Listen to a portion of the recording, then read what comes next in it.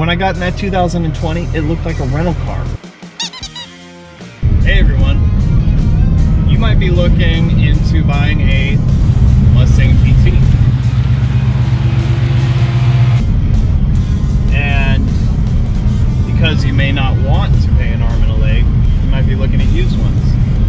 You've probably seen how the 2018, 19, and 20s are 460 horsepower. And that the 15, 16, and 17s are only rated at 435 horsepower. Well, let me tell you from first-hand experience that the 18, 19s, and 20s are not a whole lot faster. I went to the Ford dealership about a month ago, and I was looking into buying a brand new one. 460 horsepower for what, 40 grand, maybe even less. You can't beat that. That's pretty dang good. So I got there and I test drove a 2020, a white one, and it was fast. It was really fast. It was a performance pack, and it seemed like everything I wanted. So we started doing some numbers, and I mean, it was not going to be cheap, monthly wise. I think it was $41,000, plus taxes and everything, dealer fees. When you're said and done, we're talking $50,000. So they had a used Mustang GT. It was a 2017, and when I saw it on the lot, I got really excited. The color was amazing. It's called Grabber Blue. And when I saw the year, I was disappointed because it was 2017, and I'm thinking, oh man, that's only 435 horsepower. I want 460 horsepower. And so I just did some more deciding, and they kept running some numbers, trying to get me a better rate on the brand new one. And I said, you know what? Let me test drive the 2017. So I took it for a spin, and mind you, they just hand me the keys and let me drive it myself. This was during the whole COVID thing. Well, the whole COVID thing is still going on, but I guess they weren't riding along with the test drive. So I took it for a drive, and all it had was exhaust. It had, well, maybe be more specific. It had exhaust and an H pipe. And in all reality, I did not feel much of a difference in power. And maybe what I thought I felt was probably more in my mind, knowing that it was 25 horsepower less. But let me tell you, it's quick. It's really quick. It throws you back in your seat just as much as the 2020 did. And I said, shit, man. 2020 or 2017.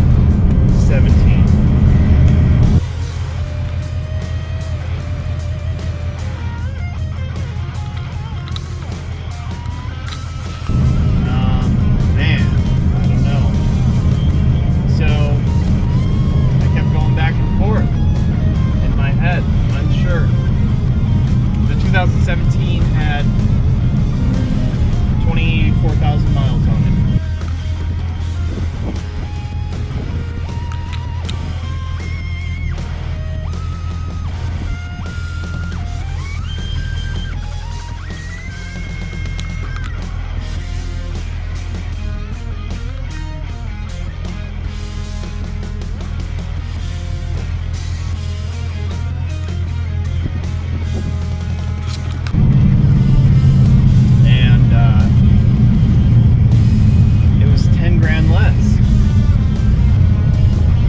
So I ended up going with the 2017.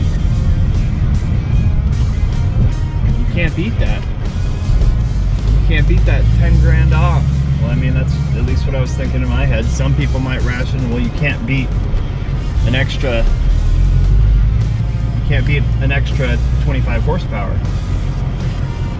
So I ended up going with the 2017, and I am so happy with it. I am so happy with it. When I did some more research, I found out that the 2015, 16, and 17s are better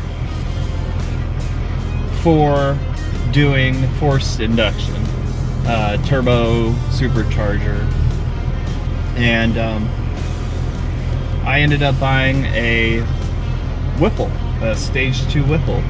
It's not on the car yet. They're behind. Whipple is behind 4 to 5 weeks right now. So I bought it about 2.5 weeks ago. So it's probably going to be another few weeks till it gets here. I did a lot of other suspension, bought some suspension parts, and I did Steeda shocks and struts. I did cradle lockout stuff for the IRS, so it's going to be planted to the ground. But just this video is my way of conveying to you guys, if you're trying to save some money and you just think, oh, I just need a 2018, 19, 20, you don't. You really don't. The 2015, 16, 17s are fast. They're really fast. They don't have the direct injection, and they're lower compression. It seems, everything I've been reading, there are more problems with the higher compression Gen 3 Coyote engine, which is the 18, 19, 20. Especially when it comes to forced induction. And you're going to get everything else in the 15, 16, 17 that you would the 18, except a few things. And one of the other things is the rev matching. There might be something else that I'm not thinking of, but I mean, it's small. It's small, and you're gonna save a lot of money, and you're gonna get an awesome car with a lot of power and a lot of room to grow.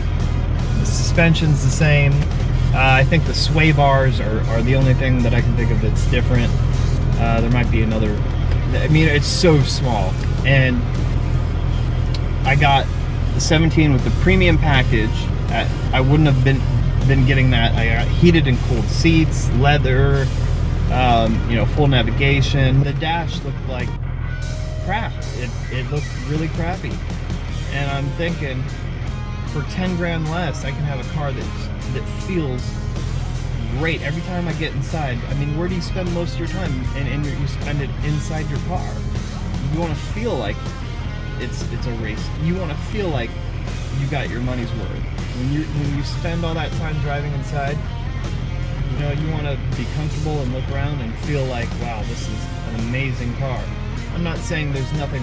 I'm not saying that it's not an amazing car because you don't have leather or a nice dash, but for me personally, it feels a lot better. And this car is everything I could ever ask for, and it's going to be absolutely phenomenal. With the forced induction, I mean, this 15, 16, and 17s are making just as much power with forced induction. The high compression, they have to use a bigger pulley and run less boost with the 18, 19, and 20. So you're getting just as much power if you want to do forced induction. And honestly, more reliable because of the lower compression. So I just wanted to convey this and put this out there. If you're thinking about getting a used Mustang, save yourself some money and get a 15, 16, 17. You know, you could probably get a premium package and a performance package and save, you know, thousands. So thanks for watching this video, and I'm gonna have more to come. I'm gonna be focusing on Mustangs and muscle cars and aftermarket parts and all that good stuff, superchargers. I'm gonna document my whole Whipple install, so it's gonna be some fun times. Hang around.